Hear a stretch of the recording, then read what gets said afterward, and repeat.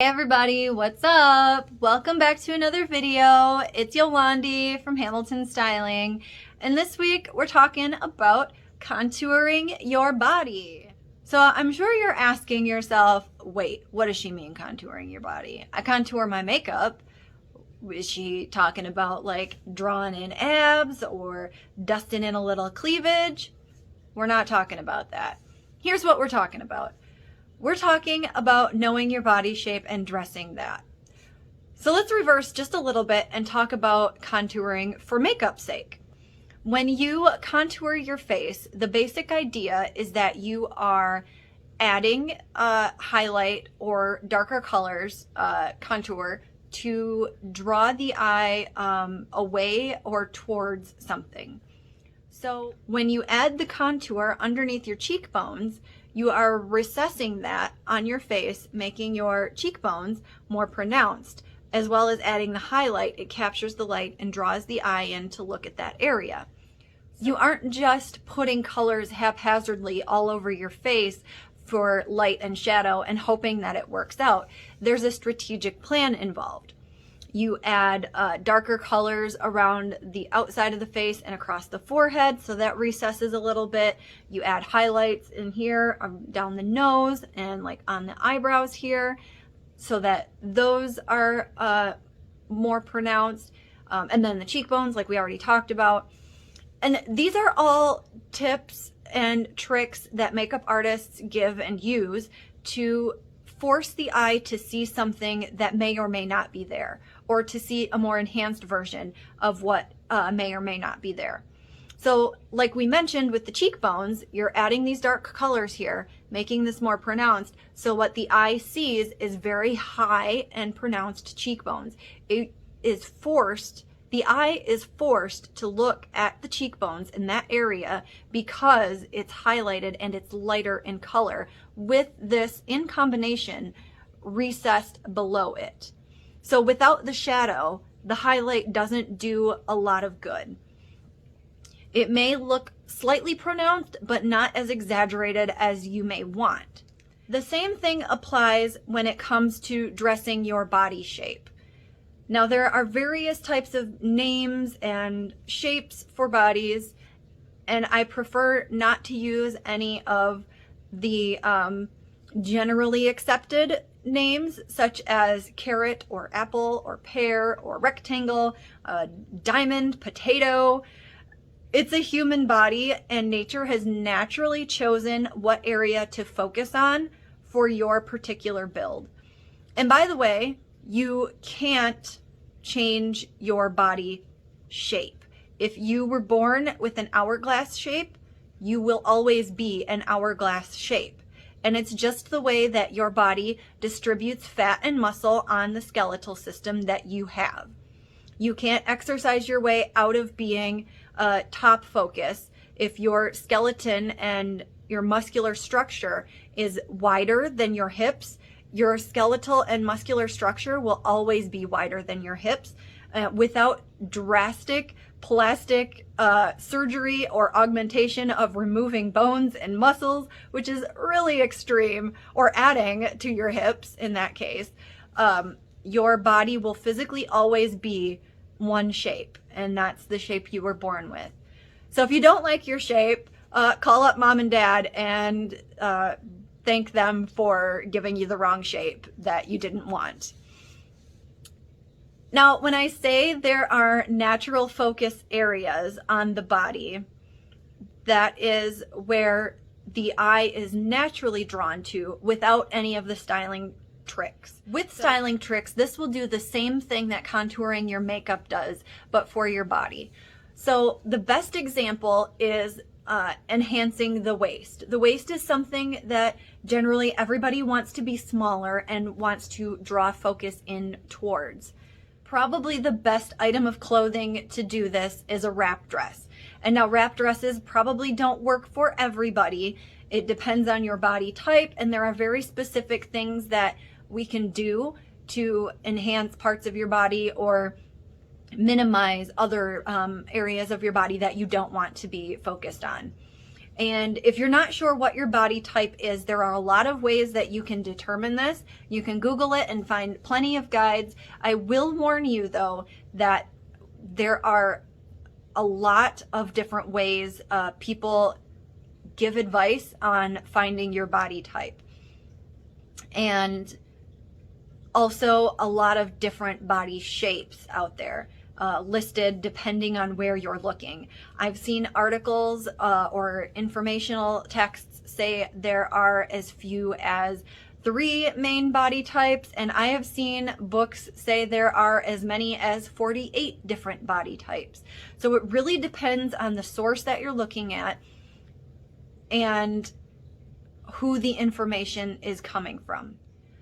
I really highly recommend that you hire a professional to sort this out and really take into account your personal physical body by getting your measurements, looking at your overall frame, taking into account height and weight, and all of those different factors that come into play in determining what your body type is and the things that are going to work best on you.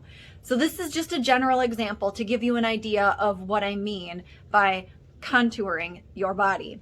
So with a surplice dress, it's doing a couple of different things. By having the tie wrapped around, it's pulling all of the fabric in and creating a defined point that your eye is being drawn towards. If it has a more voluminous bottom, depending on how the dress is cut, it can also create an A-line at the bottom. And then the top is going to create a V-neck, usually a deep V-neck, as the panels wrap across your body. Now, with the V-neck, what's happening is the neckline being up here and then tapering into this point is creating a visual cue for your eyes to follow downward. So with my hands here, I'm going to show you, and I have my arms straight and my hands are almost straight up from my wrists. But as you can see, with the V pointing downwards, your eye is being forced to look down towards the point and drawn into that center, what would be the waistline. And you know, the wider the V, the more pronounced the effect. And you can see my hands still aren't, you know, I'm not making a wide V. It's a very subtle effect. I don't need to separate my hands very much. And you can see it by looking at the outsides that my hands are still mainly straight up and down. But that V in the front where my hands are touching is forcing your eyes downward and looking at the smallest point. Now, if we do it for the bottom half, here's my hands, and my hands are straight up and down. I only have to bring them in just a little bit. I don't need a whole lot, and I can even keep the ones on the outside here. But by having my fingers pointed in towards the center, and what the skirt would actually look like would be more like this. The general idea here is that it's angled in towards the waistline, and so the eye is drawn to follow that towards the waistline. So you have the point at the bottom and you have the V at the top, and then you'd have that string wrapping around the middle, and that's going to create definition and more of an hourglass balanced shape in this example. Again, not specific to any body type, just an overall example of how the lines on the body draw the eyes. And what we're really doing here is adding balance where there may or may not be any. So the most balanced type is what's traditionally known as an hourglass. I prefer to call it an equal focus, which your body has natural focus points, and your shoulders and hips are generally where the eye focuses on if one is wider than the other. But with the hourglass, they are typically of equal or this close to being equal measurement. So I call it an equal focus. And it's a naturally balanced body, so it's easy to throw out of whack if you're not careful. If you add, in the winter, for example, a big piled on heavy scarf, you're going to look top heavy. If you add, you know, giant fluffy sweatpants on the bottom and, you know, fuzzy boots, you're going to look bottom heavy. So really the idea is no matter what your body type, and again, it varies based on what your body type is and how you would need it. For the example of the hourglass, anytime you would add visual weight or interest to one half, you would want to add it also to the bottom half. So if I'm adding a whole lot going on up here, I'm going to want to add something to balance it out on my bottom half, which I happen to be an hourglass, so that's the one that I know the best because I have to live with it every day. What I want you to keep in mind when you're dressing yourself after watching this is not about finding all the V-necks in your closet or, you know, belting your waistline. Again, it's very specific to each body type. And DM me. We can figure this out together. You don't have to go it alone. You know, like my reel said recently, talk to me. I talk back. I really do.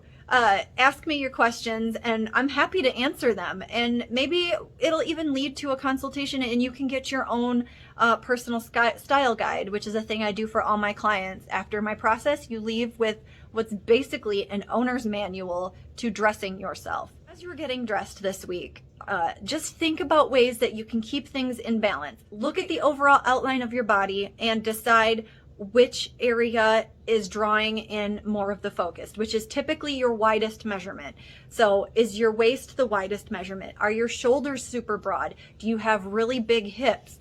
Find your focal point, your natural focus point, and find ways to balance that out. Till next time, everybody, mind your style. Still have unanswered questions? DM me or send me an email. Thanks for watching.